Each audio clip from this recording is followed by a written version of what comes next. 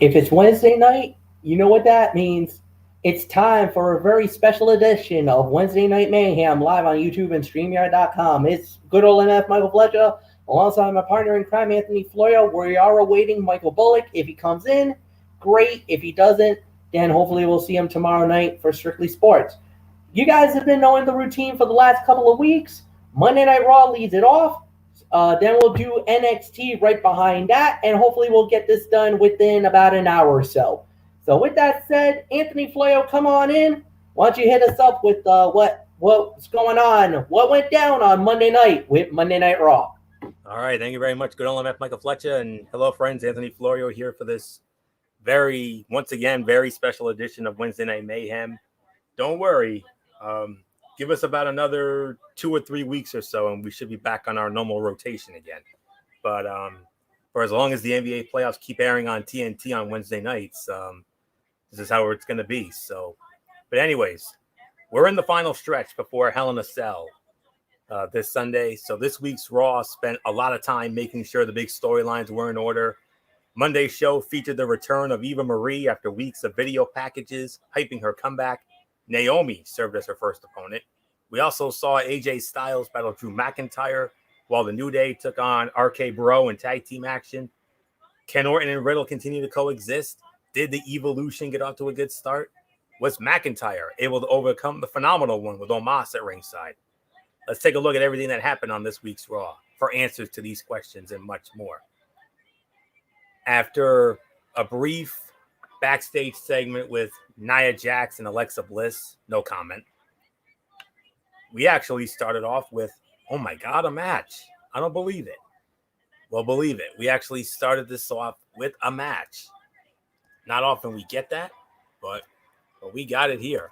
So, so with that being said, we're going to start it off with a very good match a very intriguing match to start things off. The Queen, Charlotte Flair, squaring off against Nikki Cross. And all right, I just wanted to just needed to see something there. I thought I saw something, but I didn't. So, but anyways, let's Charlotte Flair went up against Nikki Cross, and I just need to get the time of the fall here. I just need to get my quick notes here. I apologize for the delay here. Slow moving system, you know how it is. And but Nikki Cross actually does pull off the upset here. She gets the win, and she did so in she actually won the match via a count out in 7 minutes and 50 seconds. Oh, man. Nikki Cross used to be one of the most feared women in all of NXT. You know, the Twisted Sister. We all remember her. Crazier than a pet coon. We all remember that. To see the way she has been portrayed ever since she came to the main roster has been disappointing, to say the least. Her brief run as a women's tag team champion with Alexa Bliss was the high point. Having her play an underdog is not the issue. WWE makes her look like someone who doesn't belong in the ring with the Queen despite her skill, which is a problem. This match was uneventful and didn't need to go as long as it did just to end with a countout. Nothing about this segment was new or satisfying. It was filler to waste time until Sunday. I could only give it about 2.5 to 2 3/4 of a star for the effort. So not much more for me to say. MF, you want to address this or? I mean, I'll address it quickly. I mean, I get where they're coming from, but this is the most that Nikki Cross has looked great in a long, long time. So I don't know where this is coming from, and I get it. You know, Nikki deserves a lot better. She's defeated Charlotte Flair and Rhea Ripley in a matter of weeks. Now, I know 2-minute challenges, she could survive 2 minutes. That's easy. But now you're making her at least somewhat credible. You know what? I don't mind the underdog storyline because she has been an underdog for the last few months. But the thing is, they're utilizing her a lot more better than she's ever been in her career. So I kind of partially disagree, but I do get where you're coming from, Florio. Fair enough.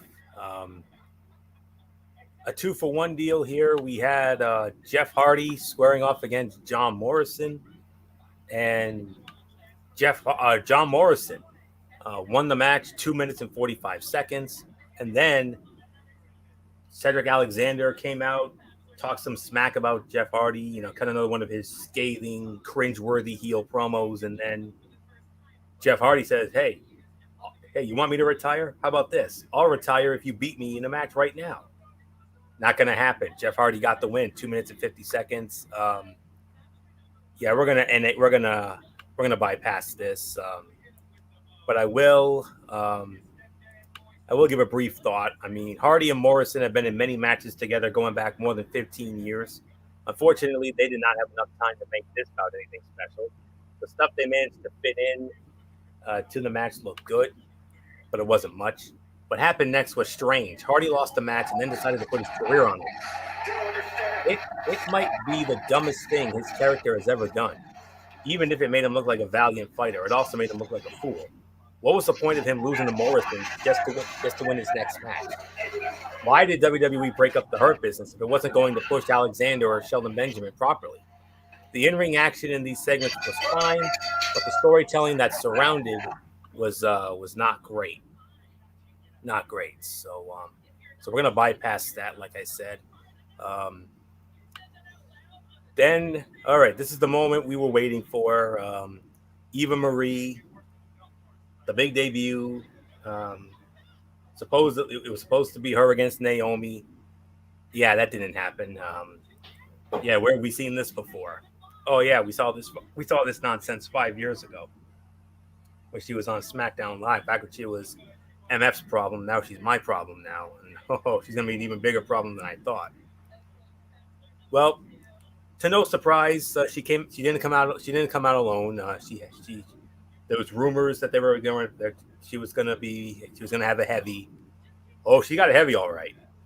Piper Niven from NXT UK, and she had Piper Niven wrestle Naomi, and Piper Niven squashes Naomi in 1 minute and 5 seconds. A delicious squash, a glorious squash, an epic squash, whatever you want to call it. But yeah, we're certainly going to bypass this. Hold up! No. You want to get into this, MF? Here's the reason why I love this. This is actually gonna work because of the fact that, one, it's gonna give Eva Marie the nuclear heat that we all know she's gonna get. But now her wrestling is actually better because now she could be a manager to Piper Niven. Piper Niven is gonna become a star. And if you have not seen her on NXT UK, and especially for all you fans who loves ICW, Piper Niven was the women's champion of the world in ICW and was one of the best in NXT UK. For all you Americans out there that have not gotten a chance to see her in action, you just scratched the surface. And yeah, it was a delicious, glorious squash, Florio. And you're trying to play this like, this was nothing? No. She's a something over there. And she's a big name. That's the Scottish war goddess that you just bypassed, Florio. So Absolutely. Don't you ever do that ever again. Oh, I certainly won't. That was more out of frustration because of all that Eva stuff we had to endure back when she was on SmackDown Live. You remember when she had that voiceover guy? Honestly, no doubt about it. But here's the thing. This actually works. And I know a lot of people were poo-pooing this, but then once they realized what they were doing, I think a lot of people are going to be like, you know what? This is actually going to be better. Because Eva Marie out at just her being there, she was going to get the X-Pac heat. We get that. Even WWE will probably realize that. But what they're using is they're going to utilize her more as a manager. So, yeah, she's going to do the classic Eva Marie stuff. She's going to look amazing. But the thing is that she's going to be more that, look, she's going to have Piper Niven. And I really think this is what they wanted it to do all along. when they brought her back, they know she can't wrestle, and they're not even. I don't even think they're gonna even attempt her to throw her out there. She's just there to be a mouthpiece, some eye candy, and then Piper Niven is gonna be the beast that's gonna be enraged and thrown to the wolves. It's almost like in AEW, you got Vicky Guerrero as the mouthpiece to and she's gonna be the one that's gonna try to and then she's got Nyla Rose that's gonna destroy everybody in her wake. So I think that's what you're gonna see eventually with Piper Niven. Fair enough. I'm glad you cleared that up. But while we may have had the rug pulled out from under us, seeing Niven face Naomi likely produced a better match than we would have gotten with Eva. So that's something. That being said, this was another match that was too short to be memorable. If this is what Eva's character is going to be, it will at least it will lead to Niven getting more screen time. She is a talented wrestler who might be able to make this gimmick bearable. Even though the match was a dud, obviously, but in the worst fight of the night. But we're gonna address this though. Tag team matchup, one of the big main events of this show. RK Bro, Randy Orton and Riddle squaring off against Kofi Kingston and Xavier Woods of the New Day. Winners of the match in 21 minutes and 45 seconds. Team RK Bro, Randy Orton with an RKO on Xavier Woods for the win. Hands down, this was the fight of the night. Wow. 4 to 4.25 stars. I mean, this feud has been one of the bright spots on Raw in recent weeks and has produced some decent matches and segments. So it was nice to see them given enough time to put on a good match. Xavier Woods continues to prove he is one of WWE's best kept secrets with each passing week. Everything he did in this bout looked fantastic, especially the belly-to-belly suplex he used to send Riddle out of the ring. All 4 guys put on a great show for the LED screens and attendance. This is one of the rare cases when either team could have won based on the build-up to the match. Riddle and Orton is not a combo everyone enjoys, but it would be hard for anyone to deny the quality of this bout. 4 to 4.25 stars. This was the fight of the night. MF, wow, what a match. You see, if Monday Night Raw really focuses on matches like this instead of filler, your show would be a million times better. 4.25 stars, fight of the night. Absolutely, I'll give you that. This was an incredible evening and some great action, to say the very least. It was as good as you could have gotten it. It was a hard-hitting match, which was very enjoyable. So, yeah, at the end of the day, there's really nothing more to add. So, Anthony, it's all yours. All right. We should lower the music there. All right, there we go. All right.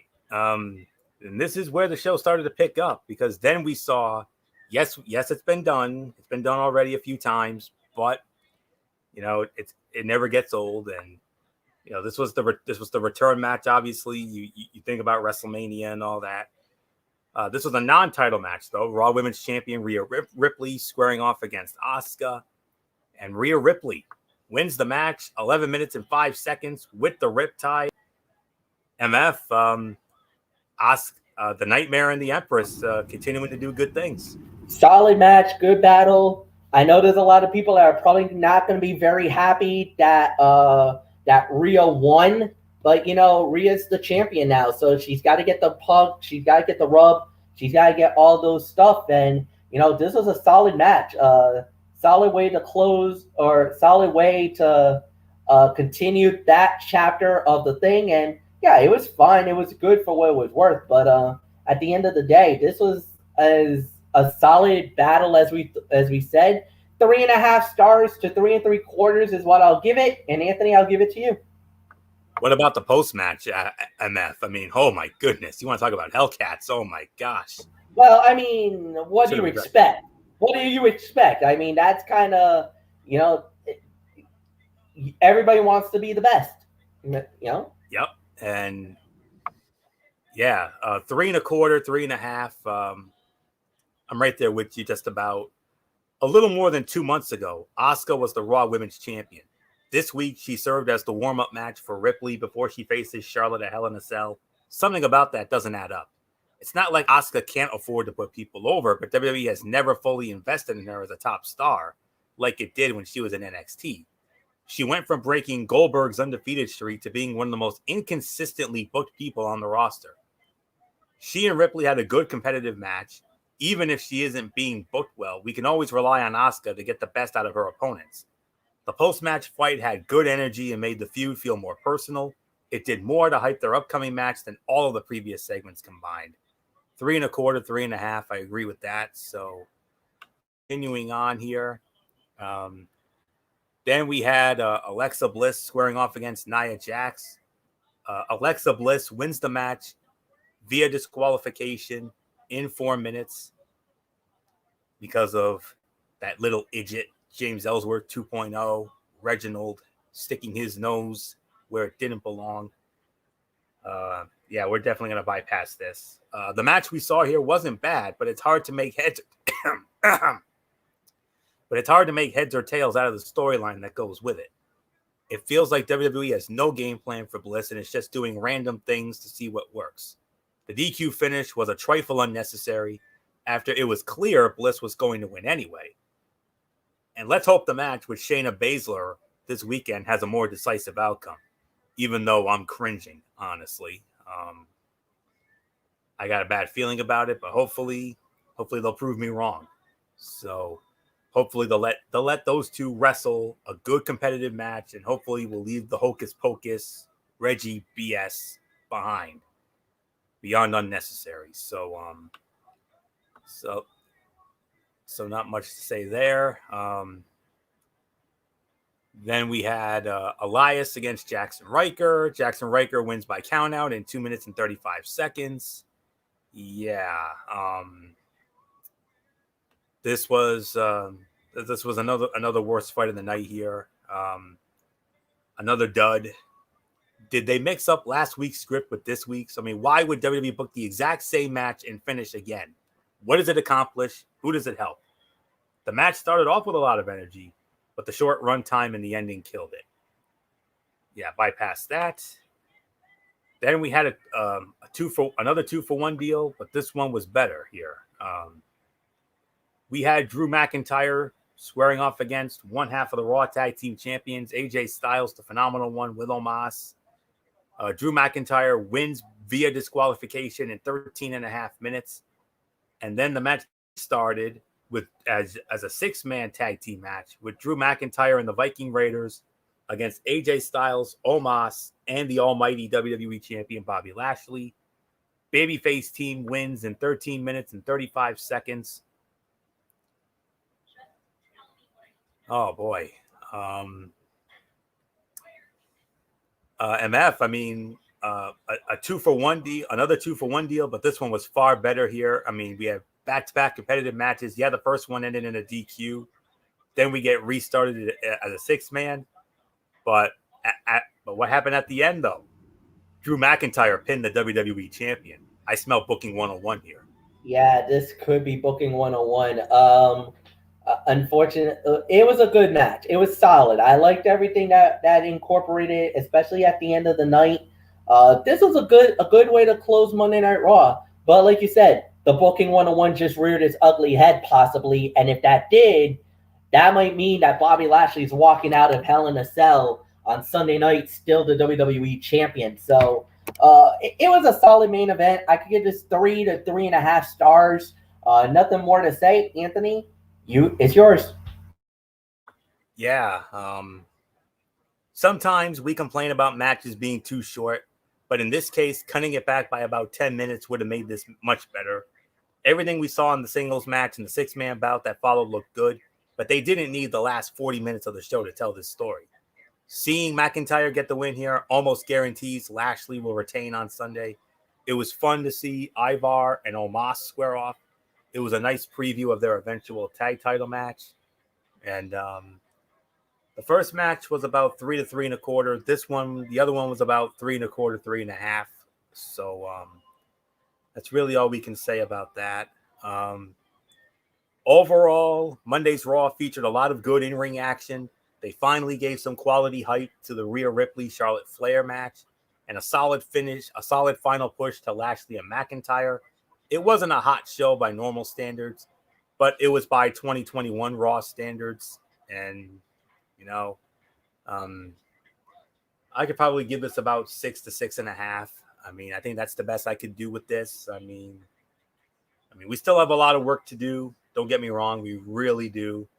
I mean, Raw is the weakest show out there. And I know Raw is the most hated show right now amongst the IWC. I mean, I never read any positive comments about the show whatsoever. And, you know, it breaks my heart because I'm a Raw guy. But, you know, and even though we're in a rut, I mean, hey, I've been fans of sports teams that were in long ruts. I mean, my Buffalo Bills, case in point, that were, you know, dud teams, you know, that was duds for so many years and the whole 9 yards.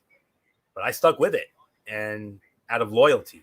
And that's what I'm doing with Monday Night Raw. I'm sticking it out through loyalty, dating back to the original brand extension almost 20 years ago. I was a Raw guy then. I'm damn sure a Raw guy through and through, just like MF is with SmackDown. So even though he's got the far better product than I do, but, you know, but I think as long as they're still in the Thunderdome, we're still going to get these, you know, average and sometimes mediocre, solid, unspectacular shows. But I am hopeful that next month, that a month from now, when they're finally back in front of fans, I'm hopeful that that's when things will start to get bigger and better. Things will start to come Team Red's way because we need it. We need it desperately. But, you know, it is what it is. But a solid, but overall not overly spectacular. That's how far I'll go. RK Bro, New Day, Fight of the Night, hands down. And then from there, you know, the main event was very good. Rhea and Asuka put on another great match. But unfortunately, the filler and the cutouts definitely, and the repetitiveness definitely brought it down. You take that away, we're talking a better show. But, you know, it is what it is. But slowly but surely, I believe Raw's going to turn the corner. I believe that'll come once the fans come back next month. I'm praying for it. So not much more to say. 6.5. MF, solid. Not overly spectacular, but solid. Go home show for Raw as we head into Hell in a Cell this weekend. Yeah, no, definitely. I give it a 6 out of 10. I thought it was a pretty good Raw. Very, very well done. Everything was fine for what it was worth. And yeah, so with that said, we're gonna go right into NXT, which was last night from the CWC, the Capitol Wrestling Center. Formerly the WWE Performance Center, and we started off with Mr. William Regal, was interrupted by Karrion Kross and Scarlett Bordeaux, and, well, you know, it looked like Regal was about to step down and leave, and Kross was really egging him on to say those magic words, but then Samoa Joe came out and basically he was like, Mr. Regal, I think we got some business to talk about. And Regal's like, Joe, I didn't really want to do it in here, but you're here.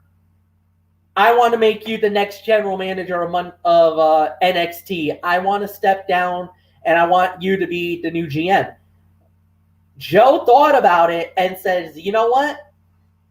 No, I don't want it. I don't want it because of the fact that I want to do it, you know, you're the better GM. You've been doing this for 7 years. You're well respected, and it's time that we put respect back in NXT. So Regal's like, all right, then we'll do this.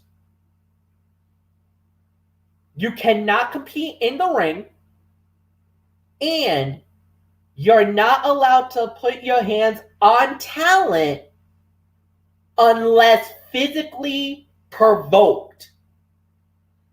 Joe accepts the deal, So I guess you could say Joe is now kind of like the new head security guard of NXT. And he said, and the first order of business, he went right after Cross. What the hell you doing in this ring right now? Then looked at Joe and looked at Cross and saying, "Tick tock, young champ."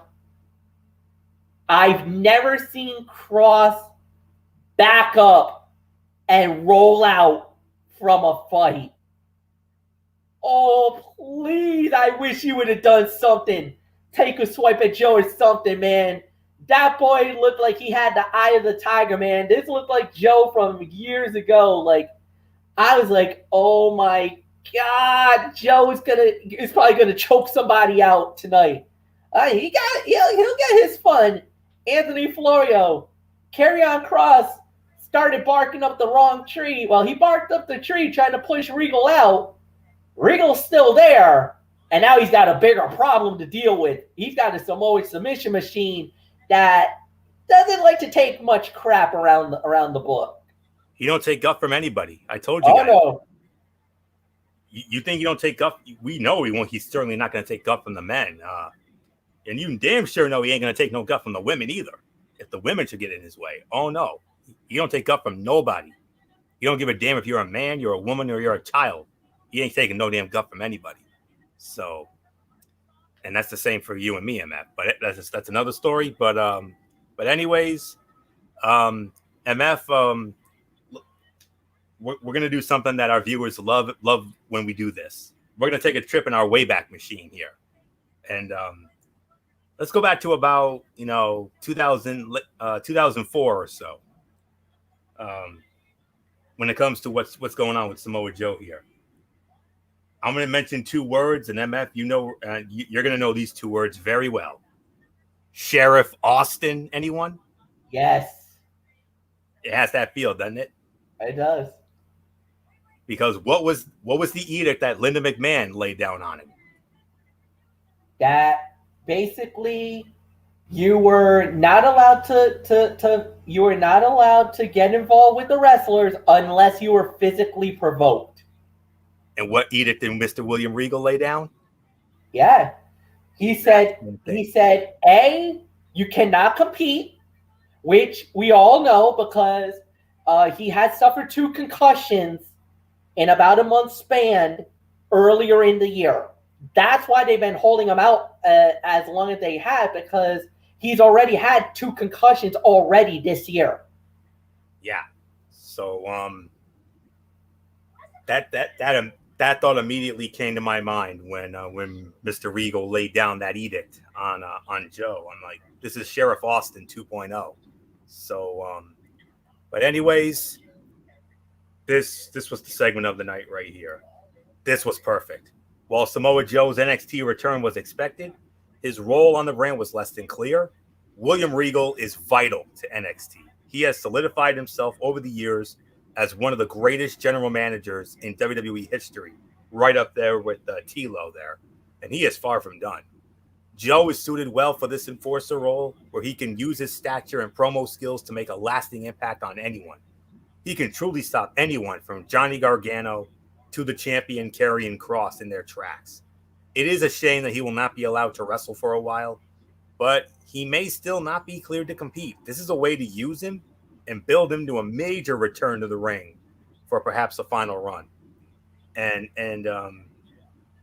speaking of the Wayback Machine, MF, you talked about, the way Joe was during this. Were you possibly referring to his day when he first started in TNA, when he had that 1.5-year unbeaten streak? Oh, yeah.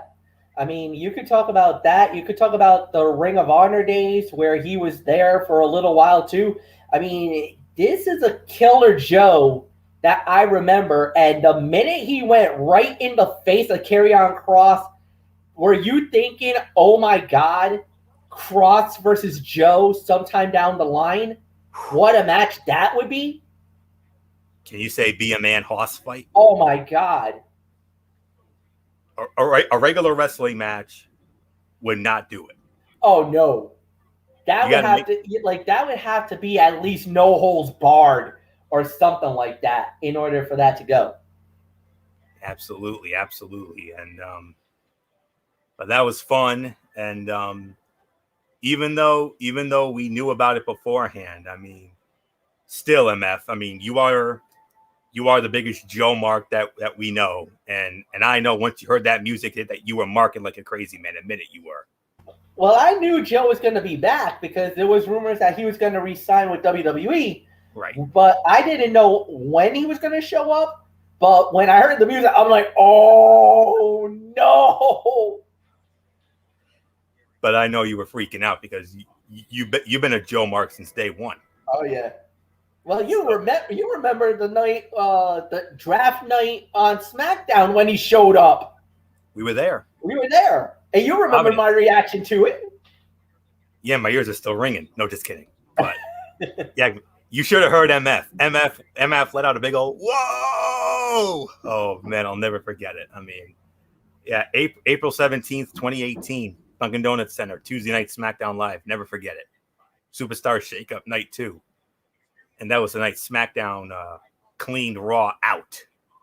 The rich got richer on that night. And I'm still, but, anyways, segment of the night, hella fun. That's how you start a show. Great way to start it off.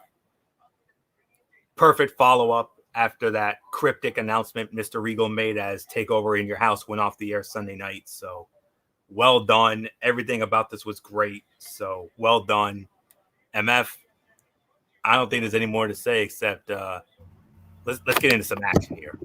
Yeah, we will get into some action, and we started off with Breezango going up against Imperium, and when it was all said and done, Breezango gets the win. 10 minutes and 24 seconds over Imperium. Oh my God, Walter will not be happy with this news, Anthony. Oh no, sir. Oh, by the way, that man just surpassed over 800 days as the NXT UK champion. Insanity. I mean, he's right up there. If they keep booking him the way they're booking him, he might surpass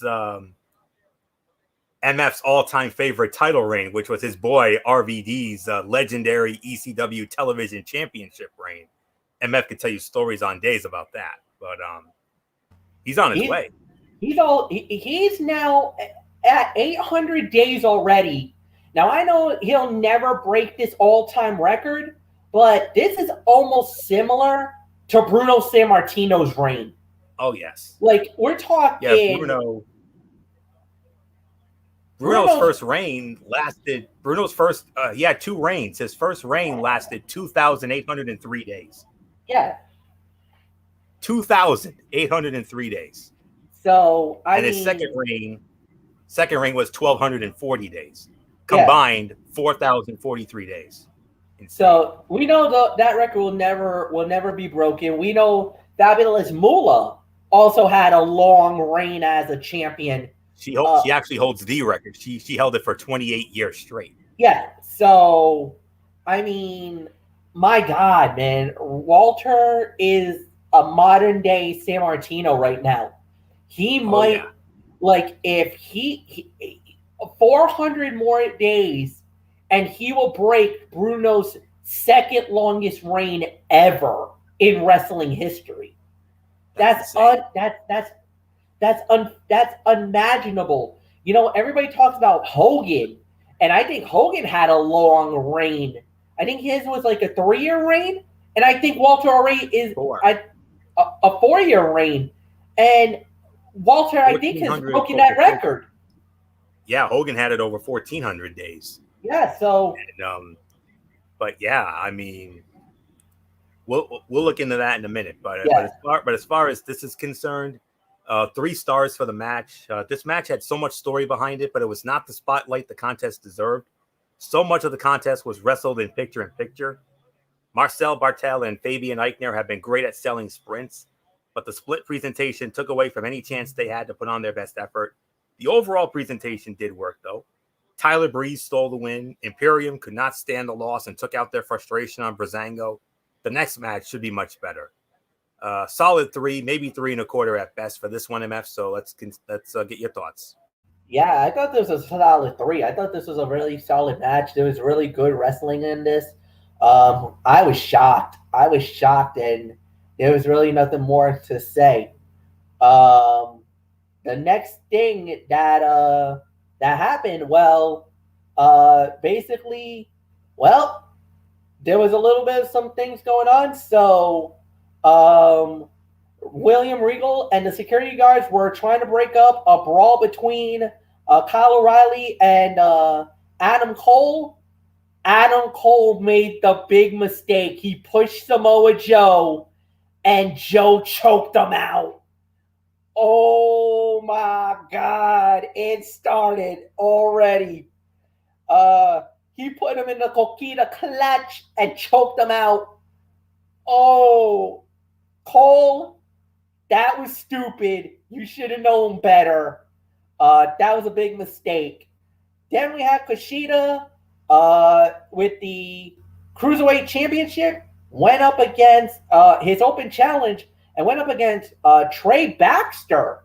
So Trey Baxter takes the open challenge. Kushida wins the match in 6 minutes and 38 seconds. I gotta say, solid fight. Solid match. 3 stars. Good short little sprint as always. Trey Baxter, look, a young up and coming talent. I think a guy who's actually in the developmental for NXT because I'd never heard of him in 205 Live, have not seen him in NXT prior, not from UK either. So he's a really bright-eyed, bushy-tailed young talent. Got a shot at Kushida, and Kushida just made him look like $1 million here. A really solid match, Anthony Florio. Fun little sprint, but Kushida wins the match. But if this is what we're going to see with the Cruiserweight Open Challenge, this could be like the days of John Cena when he was the United States champion doing these open challenges. We got signs of great things to come in NXT. Positively, MF. Positively. What was the time of the fall on that again? 6:38. 6:38. I gotta let you know a little something. Trey Baxter. MF, does the name Blake Christian ring a bell to you? That was him. Kind of vague, though. Kind of vaguely. I don't really remember him. Well, I thought you would have. All right. But 3 star. This was 3 stars. This was a really good debut for Baxter. He looked like a true challenger to Kushida and one of the champion's best defenses to date. The newcomer to NXT, a fiery high flyer who can do so much in the ring. He just needs a Ricochet-like NXT push once he's up to speed without the move to Raw. This set up a potentially even better match next week. Kushida is one of the best in the business right now. Oh my goodness, MF. What we're going to see next week is going to be an MF special because these are 2 of your favorites right here. I know how much you love Kushida. I also know how much you love Kyle O'Reilly. MF, Kushida versus Kyle O'Reilly. Do I even have to say anything else? Oh my God, that's got 5 stars written all over it if it's given the right time. You think? I mean, I'll let you wax poetic in a minute, but let me just finish my thought here. This sets up a potentially even better match next week. Kushida, one of the best in the biz right now, and Kyle O'Reilly is not far behind him in NXT. The two can do something special together, though it is hard to see either losing. Having a main event star request a match with the NXT Cruiserweight Champion shows how well respected the Japanese superstar is. What happened here was Mr. Regal laid down an edict here once again. At the big Great American Bash show on July 6th, Adam Cole and Kyle O'Reilly are going to have another unsanctioned match. If it's anything like the first one. If it's anything like the first one. Oh, God. What? Mr. Regal, what are you thinking? Do you remember the last time these two did it unsanctioned? Oh, my God. They're going to die. They're going to die. Yup. Oh, you better believe it. You better believe it. And, my goodness. My God. But what happened here is that Mr. Regal said that he wanted both men to pick their opponents for the previous week, and that's next week. Kyle O'Reilly is going to fight Kushida. As for Adam Cole, they just said he's going to be in action. So I don't know. Could we be looking at a delicious squash for Adam Cole, or I don't know, but Kushida and O'Reilly, that ain't going to be no delicious squash. That's going to be a man fight and then some. So, but man, I'm actually going to give this 3.5 stars for this. It's not often I give high ratings for short matches, but man, if they gave us a 3.5 star match in 6.5 or so minutes, MF, imagine what they could have done if they had like 15 or 20.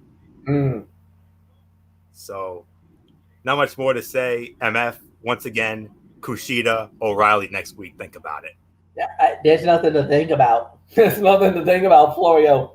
You're looking at possibly the fight of the night if it does.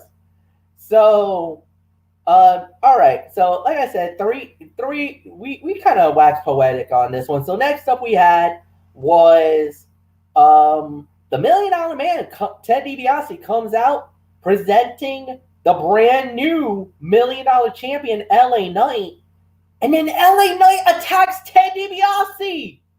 What the hell? Cameron Grimes comes out to make the save on the beatdown, but oh my God, Anthony Florio, what the hell? LA Knight, what are you thinking? That was Ted DiBiase you just beaten up. Hall of Famer. The man who headlined the WWE Hall of Fame class of 2010. The man who was in the main event of WrestleMania 4. Yes, main event. Yes, that's right. Main event at WrestleMania 4, the finals of the title tournament against the Macho Man Randy Savage. Even though Macho won the title, but still, I mean, he was still in the main event. And a man who has given us so many memorable moments. One of how many men can we say was our childhood, MF, growing up? Yes, I mean, very much so. Yeah, but I'm going to be a 50-50 here. First, my professional opinion. Unexpectedly, this segment saw LA Knight lost for words in moments. He struggled in moments, but it worked for the most part. He was trying to sell his appreciation of DiBiase before turning on him. The point of this segment was crystal clear. Knight's involvement has always been to help turn Cameron Grimes' face.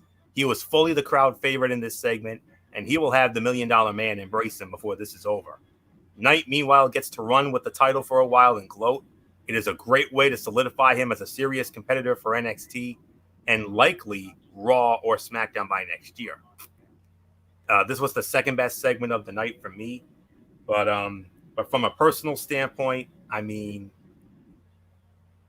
now, MF, I loved LA Knight when he was Eli Drake in TNA, especially the dummy. Yeah, you know how much I rolled with that, and I will forever and always roll with that. But at the same time, anytime, I don't care if you're a favorite of mine or not, you lay your hands on a Hall of Famer, someone I grew up watching as a kid, yeah, I'm going to have problems with that.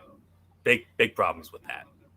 And I know if Bullock were here, he would have, you know how Bullock would have been. Bullock probably would have gone off on someone. Oh, he would have gone on a Phenom rant. We would have gotten his golden shovel ready. But but man alive, son. I mean, I get that they wanted to give him the nuclear heel heat. I can understand that. I get it, but come on, man. $1 Million Man Ted DiBiase, one of the all-time greats, multi-time tag team champion in WWE. You know, the man who brought the $1 Million belt into existence about a month before WrestleMania 5, prior to his match with Brutus the Barber Beefcake. And but man, I mean, and a man who's given us so many incredible memories, mainly with that title. I mean, we talked about it on a prior show. I mean, that legendary program he had with former bodyguard Virgil leading into SummerSlam 30 years ago in the Garden. You know, one of the most underrated SummerSlam matches in history. And sorry, man. I got to quote MF's boy, Stephen A. Smith. Disrespectful. That's all there is to say on that. Beyond disrespectful. Yeah, that was trifle unnecessary. Unnecessary. No doubt. Unacceptable, reprehensible. You know the routine that we've done for almost 10 years with doing these shows now. Yep. So even though I had a problem with that, the segment was still great. I enjoyed it, and it has been so great to see the $1 Million Man. I mean, still be that same guy, and but he's going to be. I think he's going to be more on the face side now, especially Cameron Grimes. I mean, Grimes could definitely get a major rub out of this. Oh, he did get a major rub out of it. No, I'm not going to disagree with that. Look, Ted DiBiase He's starting to get Daniel Bryan over, man. Yeah, I mean, Ted DiBiase is the classic heel. He was the classic heel. So everybody would have thought that LA Knight would have been the perfect guy for Ted DiBiase. Well, I guess not. So it looks like what the thing is that this whole time it was always DiBiase and Grimes, DiBiase with Grimes. Maybe that's why they're trying to go this way with it. I get why they're trying to push LA Knight is a great heel. He's always been a great heel. When Eli Drake, he was a great heel, and that's why I think it works. Where now as LA Knight, he definitely needed the nuclear heat. He got it. Well done. Now give it up for Ted DiBiase. He's no spring chicken. He just took a bump.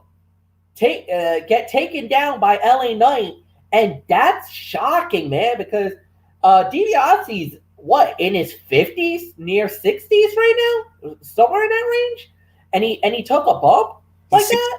No, he's 67 years old.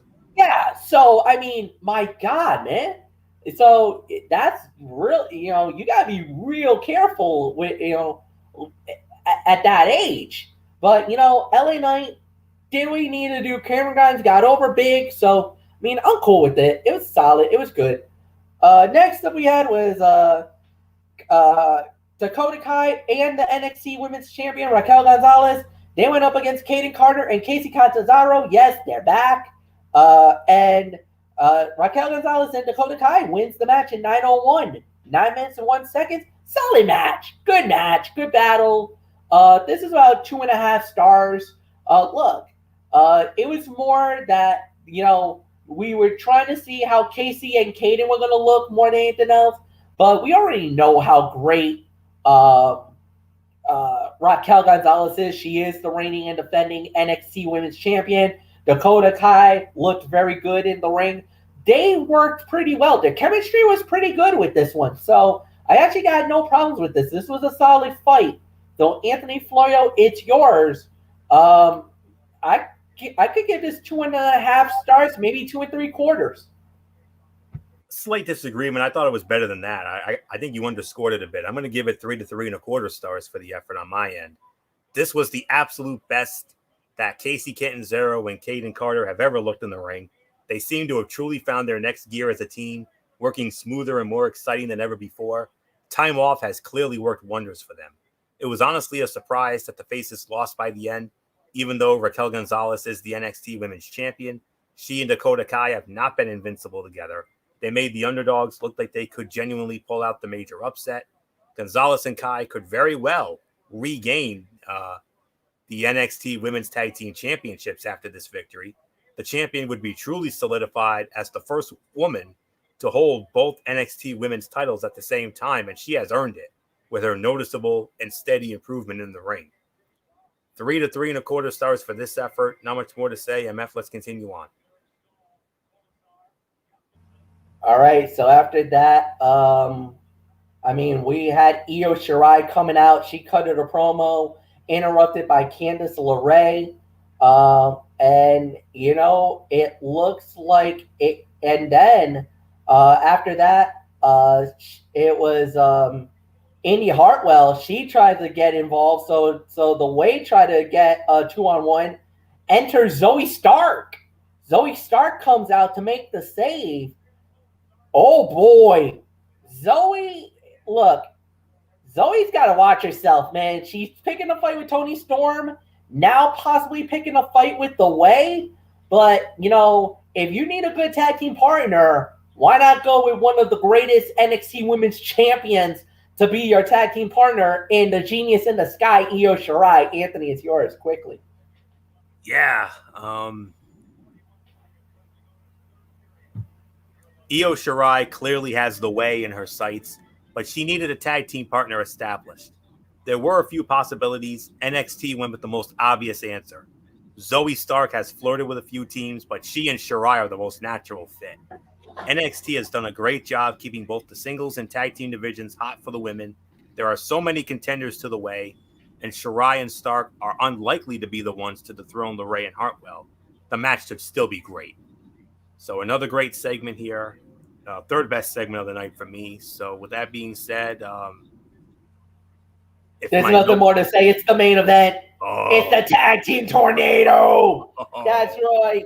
Grizzled Young Veterans versus Timothy Thatcher and Tommaso Ciampa. When it was all said and done, we had an overrun. 17 minutes, 11 seconds. Thatcher and Ciampa win it. Florio, it's yours. Yeah, this stole the damn show. You knew it would. This was the fight of the night, no doubt about this.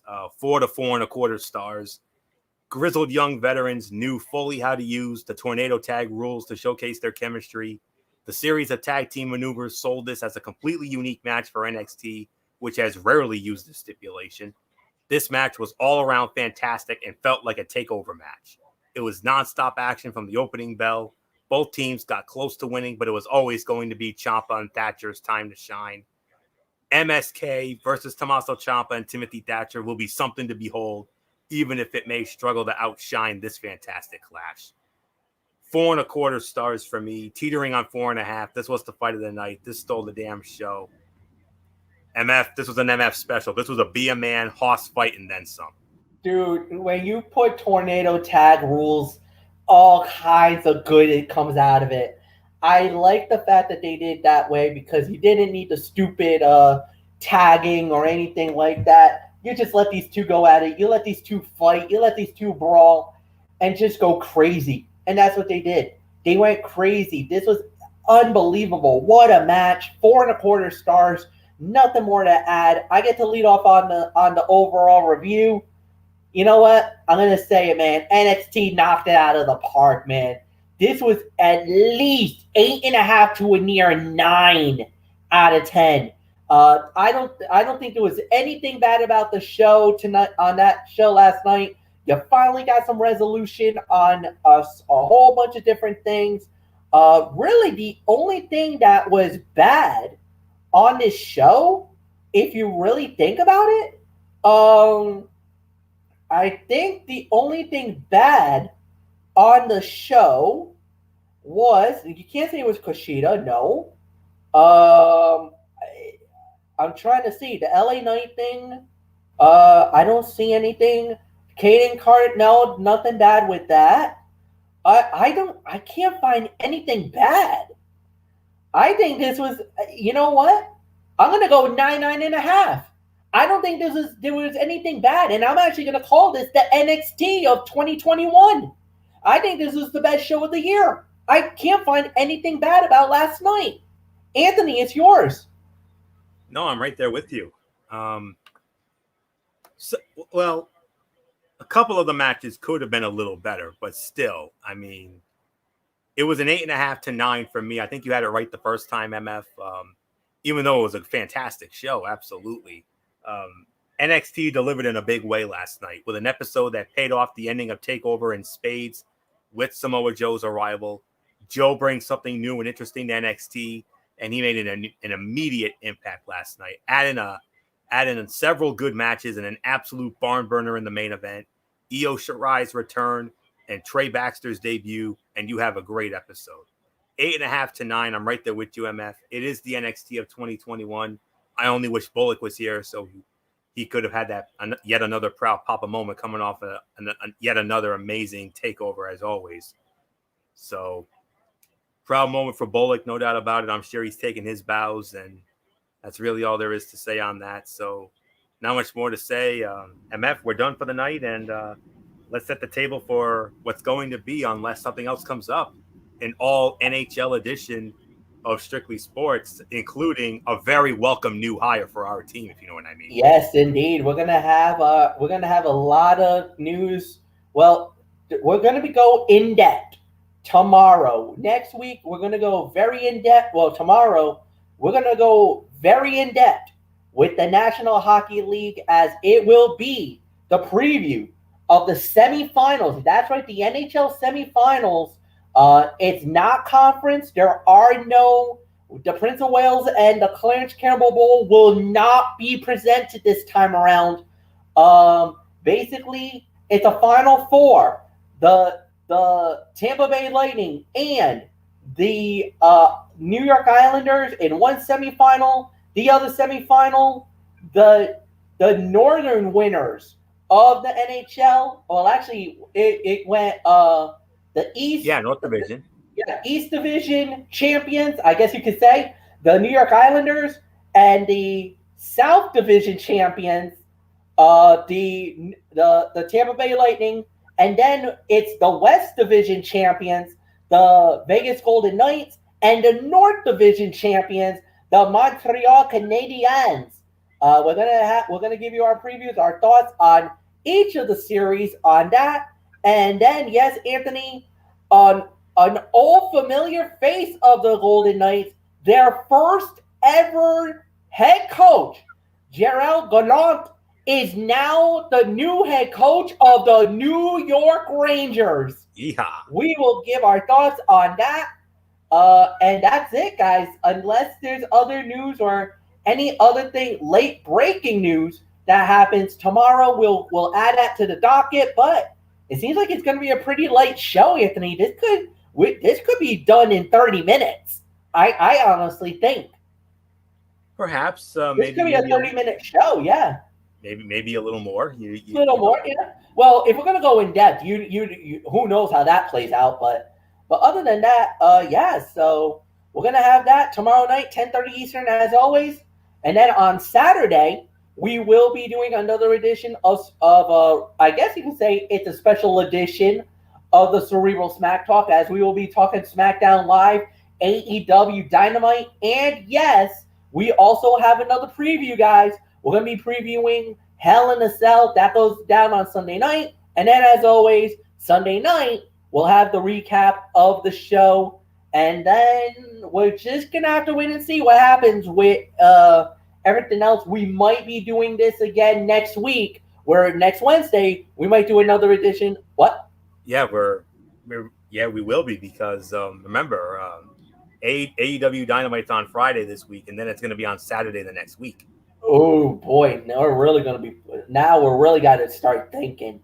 So we'll wait and see how this plays out. So we'll keep you guys posted. So I got nothing more to say. So until then, have a good night, everybody. We'll see you tomorrow night for another edition of Strictly Sports. Until then, this is Michael Fletcher.